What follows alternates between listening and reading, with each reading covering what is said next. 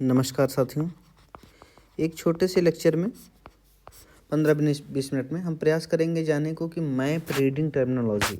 जब हम map read करते हैं तो काफ़ी टर्म आते हैं।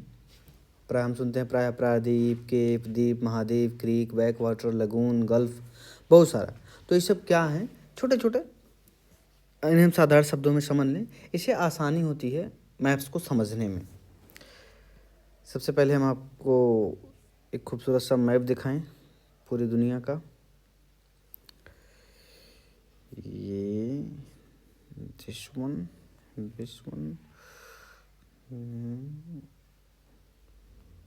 या सेव। फिर उसके बाद हम शुरू करते हैं। ये आपका रहा पॉलिटिकल मैप।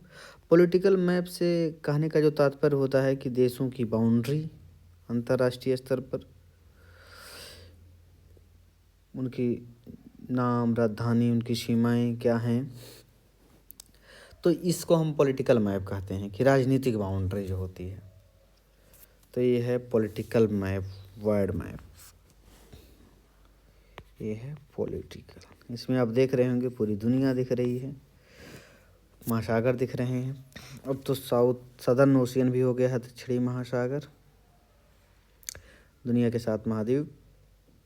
एक जीलैंडिया जो है उसको भी बहुत देशों ने मान्यता नहीं दी है, वो डूबा हुआ क्षेत्र है इस एरिया में। प्रमुख 5 जो 7 महाद्वीप वो जान है: उत्तर America, South America, Africa, Asia, Europe, Australia, Antarctica. इतना है। आप मैप देखिएगा, उसको अच्छे से पढ़िएगा ईमानदारी से, एक एक देश आपको याद हो जाए। यूपीएससी की तैयारी की खूबसूरती है, देख रहे हैं आप। जैसे ये है आपका अरे बाबू, कनाडा, उत्तर अमेरिका, मैक्सिको, फिर देखिए Belize, Guatemala, Honduras, El Salvador, Nicaragua, Costa Rica, Panama. इतने देश हैं, इनका क्रम याद रहे। पनामा देखो, इधर उधर कैरिबियन सी से टच हो रहा है, इधर आपका पैसिफिक प्रशांत महासागर है। गल्फ ऑफ मैक्सिको, इधर है क्यूबा, हाइती, ये सब हैं। साउथ अमेरिका में प्रमुख देश देखो, इधर से शुरू करो, अपना एक सीरियल से हमेशा याद करो: French Guiana, Suriname, Guyana, Trinidad and Tobago, Venezuela, Colombia, Ecuador, Peru, Chile, Argentina, Uruguay, Brazil. अंदर में है बोलीविया और पराग्वे। एक एक देश आपको याद हो, एक एक देश ऐसे आप याद करिए। मैं आपको एक तरीके से ट्रिक भी बता रहा हूँ। जैसे मैंने उत्तर अमेरिका में शुरू किया था ऊपर से, तो कनाडा, उत्तर अमेरिका, मैक्सिको, फिर बेलीज कॉर्नर पे, Guatemala, El Salvador, Honduras, Nicaragua, Costa Rica, Panama City.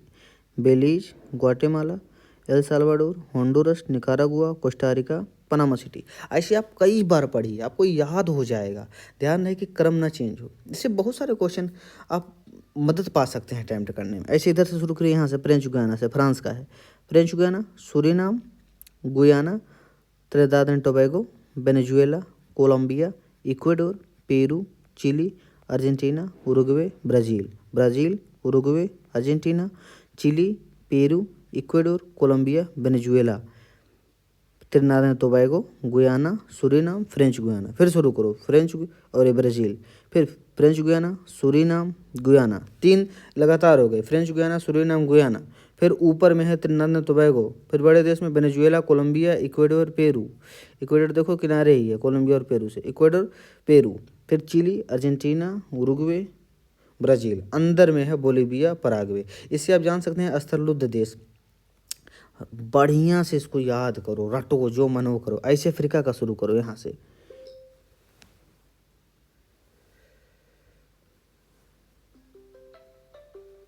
ऐसे आप अफ्रीका का शुरू करो। मोरक्को से शुरू करो, मोरक्को, अल्जीरिया, ट्यूनीशिया, लीबिया। फिर बोलो मोरक्को, मेरे साथ बोलो: मोरक्को, अल्जीरिया, ट्यूनीशिया, लीबिया, मिस्र। देख रहे हो 5 देश ऊपर। फिर Sudan, Eritrea, Ethiopia, Somalia. Sudan, Eritrea, actually Eritrea Ethiopia के ऊपर यहाँ थोड़ा सा होगा हाँ देखो लिखा है जिबूती। तो इरिट्रिया, जिबूती, इथोपिया टच नहीं करता है। ये जो आपका रेड सी है, बाबल मंडेव है, फिर यमन की खाड़ी है, ऊपर है लाल सागर, ओमान की खाड़ी, वो फारस की खाड़ी और ओमान की खाड़ी, वहाँ पर है हॉर्मुज जल संधि, यहाँ है बाबल मंडेव। तो यहाँ पर इरिट्रिया है, तो ये अंदर का देश है इथोपिया। तो इरिट्रिया, जिबूती, सोमालिया ऊपर है, इसी को हॉर्न भी कहते हैं, हॉर्न ऑफ अफ्रीका, सोमालिया। फिर Kenya, Tanzania, Mozambique, south Africa, Kenya, Tanzania, Mozambique, south Africa. फिर नामीबिया, अंगोला, डीआरसी मतलब डेमोक्रेटिक रिपब्लिक ऑफ कांगो, फिर कांगो, फिर डीआरसी मतलब कांगो, उसके बाद कांगो भी एक देश है। तो डीआरसी, कांगो, गैबन, गैबन के बाद में यहाँ होगा इक्वेटोरियल गिनी, छोटा सा देश। फिर उसके बाद में यहाँ पर होगा कैमरून, काफ़ी नाम नहीं लिखा यार। फिर नाइजीरिया, फिर यहाँ घाना, टोगो, बेनिन, यानी इस साथ ये बेनिन, ये टोगो, ये घाना, ऐसे है नाइजीरिया, बेनिन, टोगो, घाना। इसी से देखो ग्रीनिच लाइन जाती है। फिर Cote d'Ivoire, Liberia, Sierra Leone, Liberia, Sierra Leone, फिर गिनिया। अब ध्यान देना, एक तो यहाँ भी है, वो है फ्रेंच गिनी, सूरीनाम। यहाँ देखो ये गिनिया है, गिनिया। उसके बाद यहीं होगा गिनी बिस्साऊ, छोटा सा। उसके बाद में गैम्बिया, इसकी राजधानी दबांजुल है। फिर सेनेगल, फिर मॉरिशियाना, वेस्टर्न सहारा। ये हैं तटीय देश अफ्रीका के, आपको बहुत अच्छे से इन्हें याद रखना है। फिर मेरे साथ बोलो, मोरक्को, अल्जीरिया, ट्यूनीशिया, लीबिया, मिस्र, फिर Sudan, Eritrea, Djibouti, Somalia, Kenya, Tanzania, Mozambique, दक्षिण Africa, Namibia, Angola, DRC, Congo, Gabon, Equatorial Guinea, Cameroon, Nigeria, Benin, Togo, Ghana, Cote d'Ivoire, Liberia, Sierra Leone, फिर उसके बाद में है गिनिया, फिर गिनी बिशाऊ, मतलब गिनी बिशाऊ, दो देश हैं, एक है गिनी, एक है गिनी बिशाऊ। फिर the Gambia, Senegal, Mauritania, West Africa. ये आपके प्रमुख देश हो गए अफ्रीका के। अंदर फिर आप चलेंगे, अंदर चल लेना, उसे पता चलेगा स्थल रुद्ध देश कौन से हैं। माली, नाइजर, चाड, तीनों हो गए, माली, नाइजर, चाड।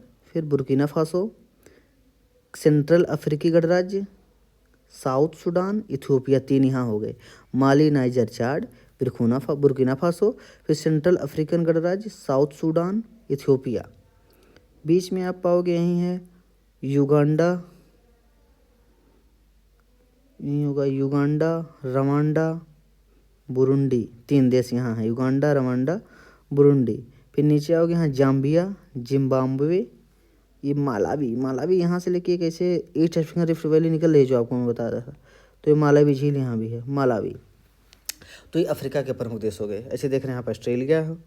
फिर ये द्वीपीय देशों का क्रम थोड़ा सा आप ध्यान रखना, यहाँ भारत का जैसे हो गया ये लक्षद्वीप यहाँ है, फिर मालदीव। तो जैसे क्रम है Maldives, Seychelles, Comoros, Maldives, सेशल, Comoros, Madagascar, Mauritius, reunion, France का है रियूनियन। तो Maldives, Seychelles, Comoros, Madagascar, Mauritius, reunion. फिर यूरोप में आप जाओगे, यूरोप में थोड़ा सा ज़्यादा साफ नहीं दिख रहा, तो नॉर्वे है, स्वीडन है, फिनलैंड है।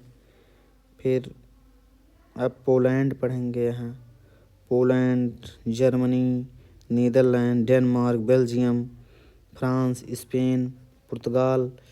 तो ये देशों को आप देखना, अच्छे से देशों को देखना। मैं को एक देशों को मैं आपको कोशिश कराऊंगा कि एक देश रट उठे, मेरी जिम्मेदारी है।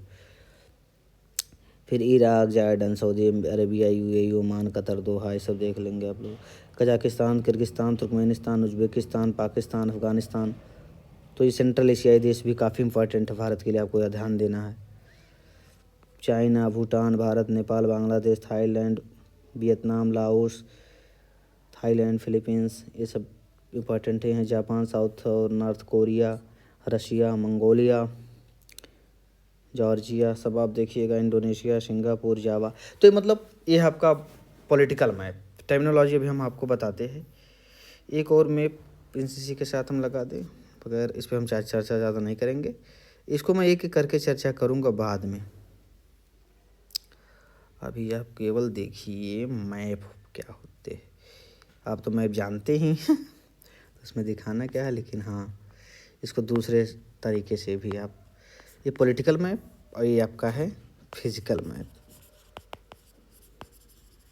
फिजिकल मैप में ही जाहिर सी बात है, इसमें ईश्वर ने जो बनाया है उसमें किसी भी प्रकार का विभाजन नहीं है, ये हमारा, ये तुम्हारा, ये दुनिया का, इसीलिए इसमें दुनिया गायब है जो राष्ट्रों ने अपनी सीमा खींची हुई है। यहाँ प्रकृति के खूबसूरत नज़ारे हैं। अंटार्कटिका हिम से आच्छादित है, एक से एक डिजर्ट हैं, ये प्लेटू हैं, मरुस्थल हैं, द्वीप हैं, महासागर हैं, कितना खूबसूरती प्रकृति की है। गिराकी इंडीज है हमारा, उत्तुंग शिखर खूबसूरत, हिमालय, केटू, गार्डवेनस्टीन, ये सब कितनी झीलें हैं, नदियां हैं। कैसे उगाना है कि पंछी, नदियां और पवन के झोंके, कोई सरहद ना इन्हें रोके, सरहद इंसानों के लिए हैं, सोचो हमने और तुमने क्या पाया इंसान होके। तो यस, यहाँ पर देखो किसी भी प्रकार का कोई भी सरहद नहीं है, सब प्रकृति आपस में कितनी इंटरडिपेंडेंट है, सब खूबसूरती बढ़ा रहे हैं। अगर इधर मैक्सिकन प्लेटू है तो हम इधर हमारा डेक्कन प्लेटू है, इधर माउंट किनले है तो इधर केटू है, इधर साउथ अफ्रीका पूरा महाद्वीप है तो उधर हमारा एशिया, यूरोप है, ऑस्ट्रेलिया है। तो ये सब है फिजिकल सबसे खूबसूरत मैथ। यूपीएससी हमेशा पूछता ही रहता है यहाँ से। ओके, हमारा जो मेन संदर्भ है इस क्लास का वो है टर्मिनोलॉजी। आइए देखते हैं एटलस। सबसे पहले एटलस,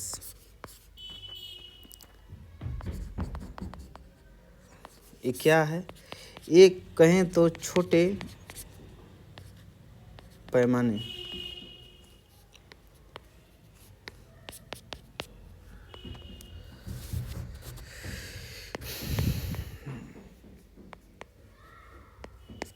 ये एटलस का और कुछ नहीं है कि बृहद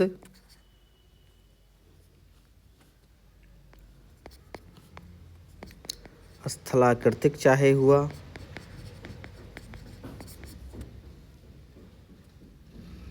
बृहद स्थलाकृतिक विवरण को छोटे मानकीय स्वरूप में प्रदर्शित करता है। जब आप पढ़ेंगे ना तो आप देखेंगे कि इतना सारा मैप होता है कि आपको क्या बताऊं।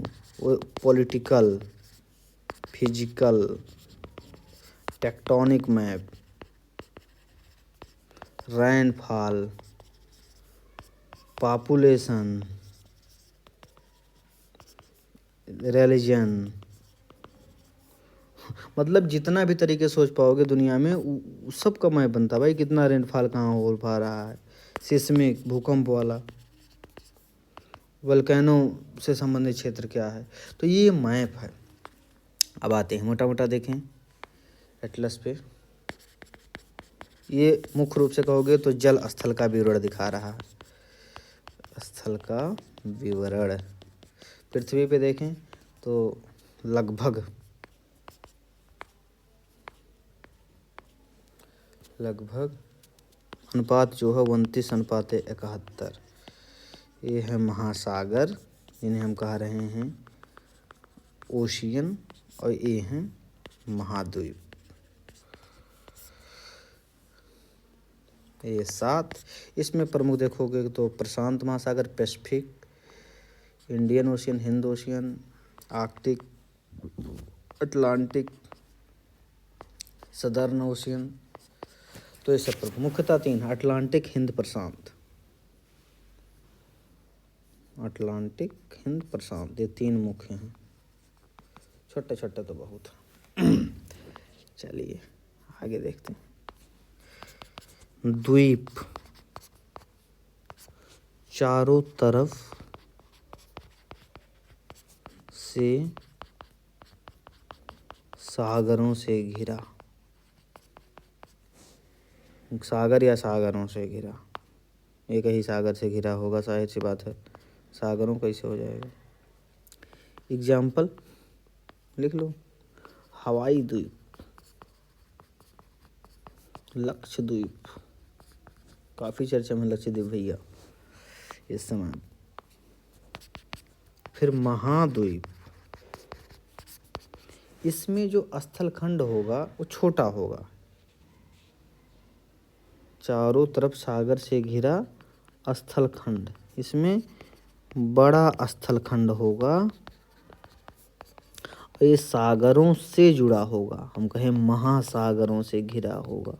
अब देखो भाई, अगर ये छोटा स्थलखंड होगा तो ऐसा थोड़ी ना होगा कि ये स्थलखंड है और इस किनारे प्रशांत महासागर, इस किनारे हिंद महासागर, बहुत रेयर चांस हो सकता है। एक्चुअली एक ही महासागर के अंदर होगा। कैसे, ये तुम्हारा अरब सागर में, अरे भैया तुम कहाँ से आगे पीले वाले, ये अरब सागर में है, ये प्रशांत में है, ऐसे ये होंगे महाद्वीप। देखिए एशिया, तो एशिया देखेंगे किससे घिरा है, साउथ में हिंद है, हिंद महासागर, इधर जाएंगे तो प्रशांत है, ऊपर जाएंगे तो आर्कटिक है, इधर देखोगे थोड़ा सा तो कैस्पियन सागर है, यहाँ लाल सागर है, अरब सागर है, देख रहे हैं। अब देखिए यही आपके सामने है एशिया, एशिया महाद्वीप यही तो है एशिया। देखो आर्कटिक है, ओशन है, फिलीपीन सागर, चीन सागर तो छोड़ ही दिया, बंगाल है, बंगाल की खाड़ी, अरब सागर, इंडियन ओशन है, यहाँ पर कैस्पियन मिल जाएगा, लाल सागर। तो ये इसे हम कहते हैं महाद्वीप, सागरों से, महासागरों या सागरों से घिरा होता है, महासागरों या सागरों से घिरा होता है। आगे चलते हैं, फिर आता है उपमहाद्वीप। अब ये समझने वाले एग्जाम्पल, एक ही से तरीका भी समझ कि यूपीएससी में कैसे एग्जाम्पल हम लोग लिखते हैं। एग्जाम्पल है भारत, भारतीय उपमहाद्वीप। ध्यान रखना, भारतीय उपमहाद्वीप का जब हम नाम लेते हैं तो केवल भारत इसमें शामिल नहीं है, उपमहाद्वीप। तो इसमें अगर हम देखें तो इंडिया, नेपाल, भूटान, बांग्लादेश, तो पाकिस्तान भी शायद शामिल है, उसके बाद सुलेमान पर्वत है, तो ये सब देश शामिल हैं। अरे यार, number of countries in Indian subcontinent, According to NCBI, the Indian subcontinent, consisting variably of India, India, Nepal, Nepal, Bangladesh, Bangladesh, Pakistan, Bhutan, Pakistan, Sri Lanka Bhutan, and Sri Maldives. Lanka, Sri Lanka Maldives भी लिख लो भैया, श्रीलंका मालदीव, ये हैं भारतीय उपमहाद्वीप में। एक प्रायद्वीपीय स्थिति है, ये भी आपको बताता हूँ, पहले उपमहाद्वीप समझिए। ये उपमहाद्वीप से, महाद्वीप ने देखा आप महासागरों से घिरा है, न केवल महासागरों से। अब द्वीप कहने से संदर्भ आप ले रहे हैं तो जल से ही घिरना जरूरी नहीं है, इसकी सीमा निर्धारित करते हैं, सीमा निर्धारित कौन करेंगे, सागर, महासागर, बड़े बड़े पहाड़, पठार, यानी कि इसकी अगल अलग ही एक भौगोलिक विशेषता होगी। ऐसे चूंकि बड़े क्षेत्र में, ऐसे इन महाद्वीपों के, भारतीय महाद्वीप के, इसकी एक अलग, इसलिए इसको उपमहाद्वीप का अलग भौगोलिक पहचान है भारतीय महाद्वीप की। कैसे, वो भी हम देखते हैं, भौगोलिक पहचान है। अगर आप देखेंगे तो भौगोलिक पहचान कैसे, भारत का मैप अगर इसमें हो तो ठीक,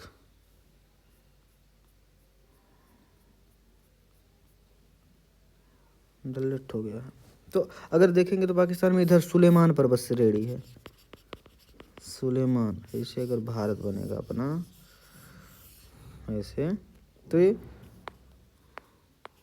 सुलेमान पर्वत, इधर हिमालय, तिब्बत पठार। अब आप इसकी महत्ता समझे होंगे जब पढ़ रहे होंगे कि मानसूनी वर्षा में कितना सहायक है। इधर देख रहे हैं हिमालय ही पूरा है, यहाँ याकोहुमा, म्यांमार में जो पहाड़ी है, याकोहुमा नाम है शायद, तो म्यांमार वाला ये पहाड़ी रीजन है। इधर अरब सागर, इधर बंगाल खाड़ी, नीचे जाएंगे यहाँ हिंद महासागर। तो दुनिया में एक अलग ही भौगोलिक विशेषता इस क्षेत्र को प्रदान करता है, इसीलिए भारत को उपमहाद्वीप कहा जाता है। इंडियन ओशन ये हो गया आपका। तो अगर हम देखें भौगोलिक दृष्टि से तो एशिया यूरोप एक ही हैं, लेकिन बृहद आकार से उसे हम अलग करके देखते हैं। ये बीच में जो यूराल पर्वत आ जाता है। तो ऐसे अब आते हैं अगला संदर्भ, प्रायद्वीप। अच्छा इंग्लिश यार का देखो, ये हो गया आइसलैंड, ये हो गया कॉन्टिनेंट, ये हो गया सब कॉन्टिनेंट, ये हो गया पेनिसुला। प्रायद्वीप क्या होता है कि 3 तरफ जल से घिरा।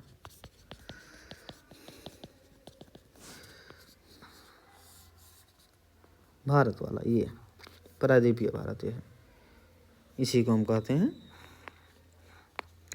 ये वाला प्रायद्वीपीय भारत। देखो bay of Bengal, Arab ocean, Indian ocean, बीबी। ओके, सो 3 तरफ अगर घिरा हो।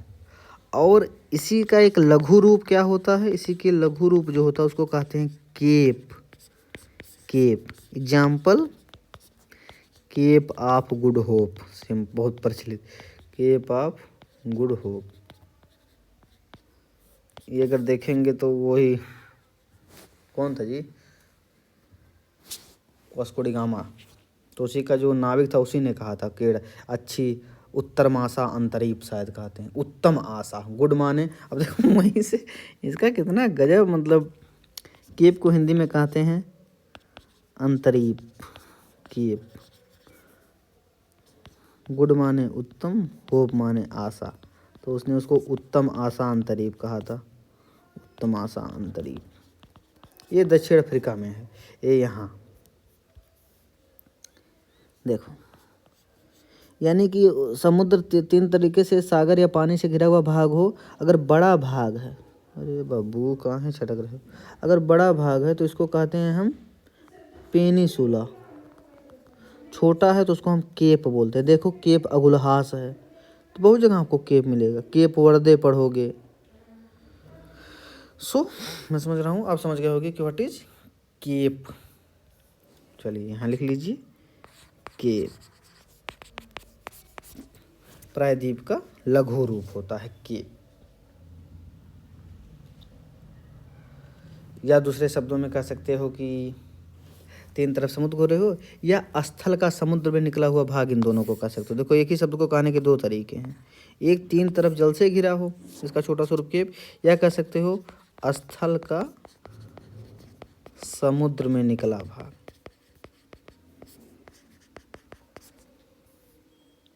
तो ये हो गया केप।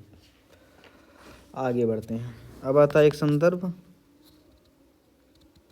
खाड़ी। खाड़ी को इंग्लिश में देखो बे भी बोलते हैं और गल्फ भी बोलते हैं, गल्फ। बे में देखते हो तो बे ऑफ बंगाल आता है, और गल्फ में देखते हो तो पर्शियन गल्फ, फेमस मतलब फारस की खाड़ी। देखो गल्फ भी जाता है गल्फ ऑफ मन्नार। अगर हम कह सकते हैं तो ये जो बे होता है, गल्फ जो होता है, ये बे का संकरा रूप है।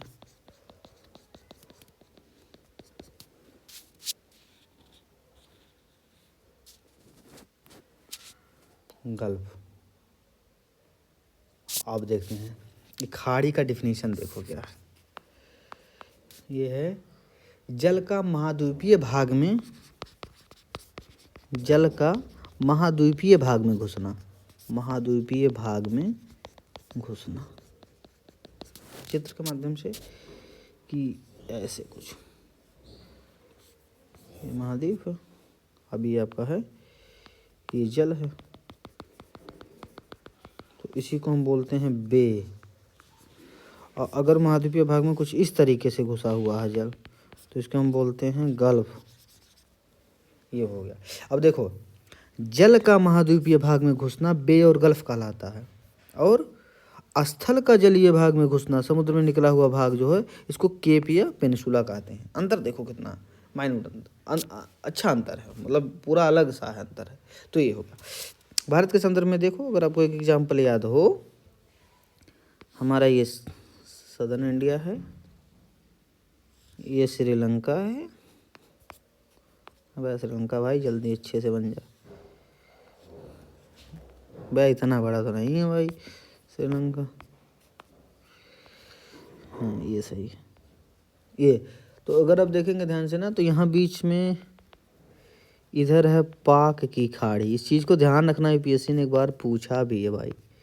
ऊपर है पाक की खाड़ी और नीचे है मन्नार की खाड़ी। अब बीच में दोनों जो जलों को जोड़ रहा है, इसी को कहते हैं पाक जल संधि।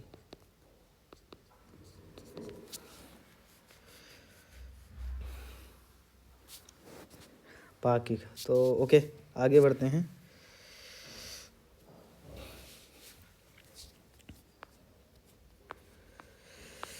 अब जो प्रमुख एक है ग्रीक एंड, ग्रीक कहाँ से आ गया यार, क्रीक एंड बैक वाटर आप सुने होंगे। बैक वाटर आपको अगर याद हो तो ये केरल में फेमस है बैक वाटर नौकायन के लिए। एग्जाम्पल जैसे वेम्बनाड, अगर सस्थम कोट्टा वेम्बनाड आपको याद हो तो ये रामसर स्थल भी हैं। तो वेम्बनाड जो केरल में है, ये भारत का सबसे बड़ा बैक वाटर है, बड़ा बैक वाटर का एग्जाम्पल है। क्रीक आप देखे होंगे तो गुजरात में बहुत है। वो हमारे वो जो बीएसएफ के जवान रहते हैं, तो गुजरात एरिया में क्रीक है।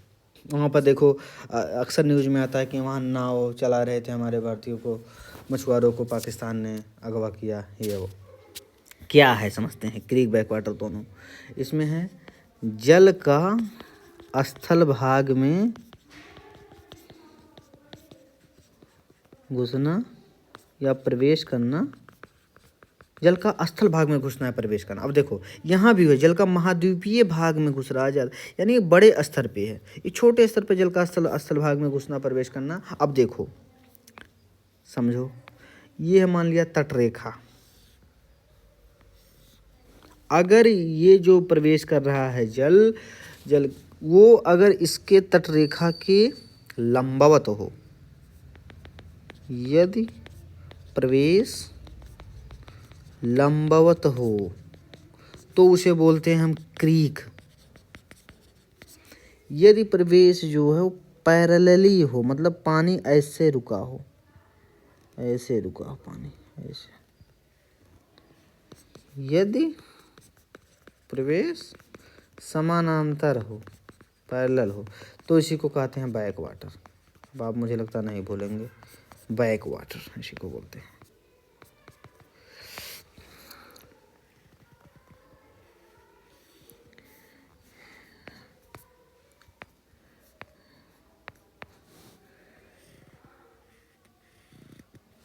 ये है तटरेखा,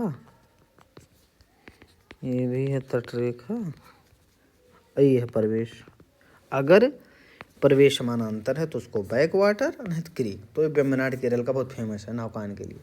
अब सोचो, अब यूपीएससी बना के कैसे पूछ सकता है कि अगर समुद्री लहर तूफान तेजी से आया तो किसको ज़्यादा प्रभावित करेगा। बहुत तेजी से ज्वार वाली स्थिति आए, इसको ज़्यादा प्रभावित करेगा, क्योंकि सीधा ये स्थल पे घुसेगा, अंदर तक तबाही मचाएगा। इसमें देखो टकरा के स्थल से घूम जाएगा, पानी ज़्यादा इफेक्टिव नहीं होगा इसीलिए। अच्छा ध्यान रखना, किसी बैक वाटर को हम कयाल भी बोलते हैं। बैक वाटर को कायल या कायल भी कहते हैं, एनसीईआरटी में दिया है। तो अब देखो, मछली पालन के लिए, पर्यटन के लिए महत्वपूर्ण कौन होगा, बैक वाटर होगा। क्यों? क्योंकि यहाँ पर ज़्यादा परिवर्तन, ज़्यादा नुकसान नहीं होगा। अगर असमान स्थिति आ रही है, चक्रवात आ रहा है, ज्वारीय स्थिति आ रही है, तो कुछ नोट ऐसे आप लिख सकते हो कि समुद्री लहर तूफान क्रीक को ज़्यादा प्रभावित करता है। ये सब आपको खुद समझना पड़ेगा। बैक वाटर को कम या नगण्य, नगण्य लगभग कम कह सकते हैं। तो इसीलिए हम क्या कह सकते हैं, इसीलिए हम कह सकते हैं कि यह बैक वाटर मत्स्यन और पर्यटन के लिए ज़्यादा महत्वपूर्ण है, ज़्यादा महत्वपूर्ण है। अब आगे चलते हैं संदर्भ अगला, झील एवं लैगून। झील एवं लैगून,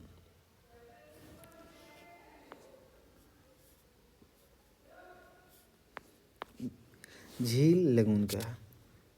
तो झील लगून वही भी जैसे अपने पहले पढ़ा कि जल का स्थलीय भाग में जब ये घुस रहे हैं तो उनको क्रीक बोल रहे हैं, हम बैकवाटर बोल रहे हैं, गल्फ वे बोल रहे हैं, ऐसे ऐसे। तो झील लगून भी वही स्थिति है, लेकिन ये जल का स्थलीय भाग में होना सिंपल, उसी के प्रकार विभिन्न हैं। झील में देखते हो आप तो जानते होंगे, चिल्का झील, वेम्बनाड झील, पुलिकट झील। देखो झील अंदर भी होती है, किनारे भी होती है। तो ये तो झील जान ही रहे हो, सांभर झील जैसे है, अंदर है, किनारे पे नहीं है, तट के किनारे नहीं है। तो स्थल के कहीं ना कहीं ये स्थल के आंतरिक भाग में होती है झील। झील का मतलब है लेक। तो लेक कहाँ होती है? स्थल के आंतरिक भाग में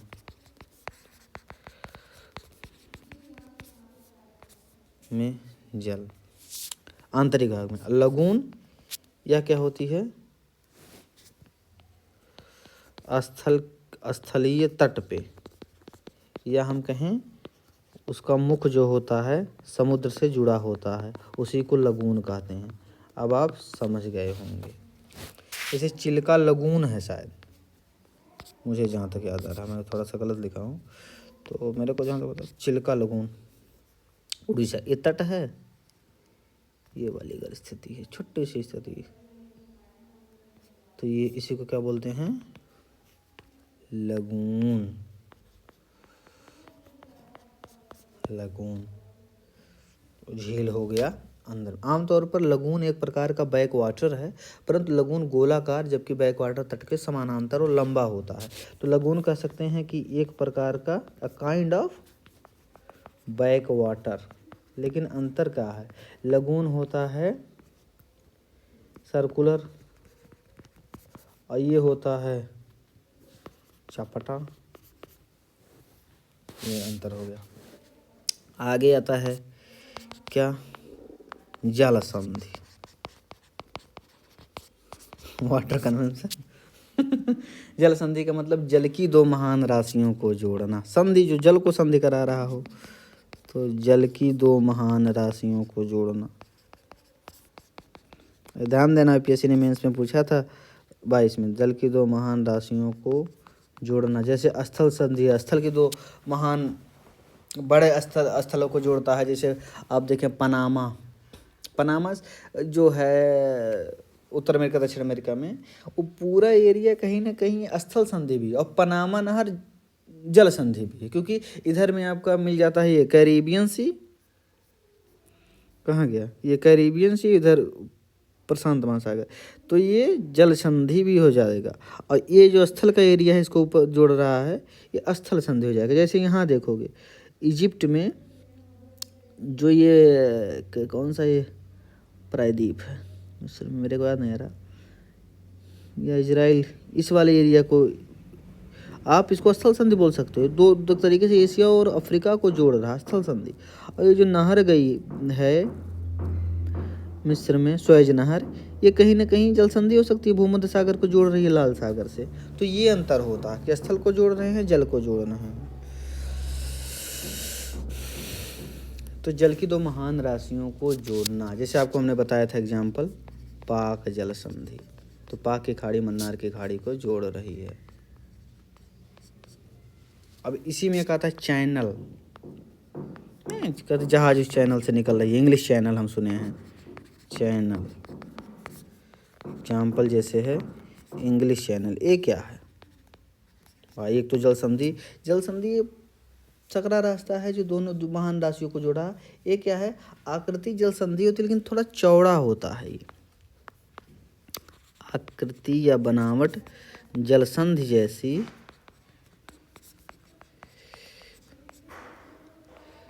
लेकिन उससे चौड़ी होती है। तो जल संधि क्या है? एक प्रकार का वाटर चैनल है जो दो स्थलों के मध्य पड़ता है। तो एक लाइन लिख सकते हैं आप कि जल संधि एक वाटर चैनल है जो दो स्थलों के मध्य पड़ता है। देखिए, अगर यहाँ देखेंगे पनामा नहर तो दो स्थलों के मध्य में है ना, लेकिन वाटर चैनल की तरह। अब देखो ये है इंग्लिश चैनल, ये वाला, तो कहीं ना कहीं जल संधि से चौड़ा है।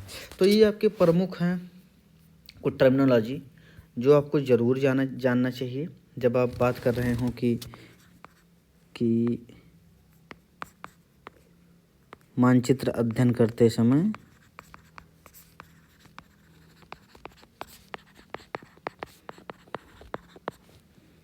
कुछ शब्दावली जिनका ध्यान रखें आप, शब्दावलियाँ जो हैं उनका आप ध्यान रखना है।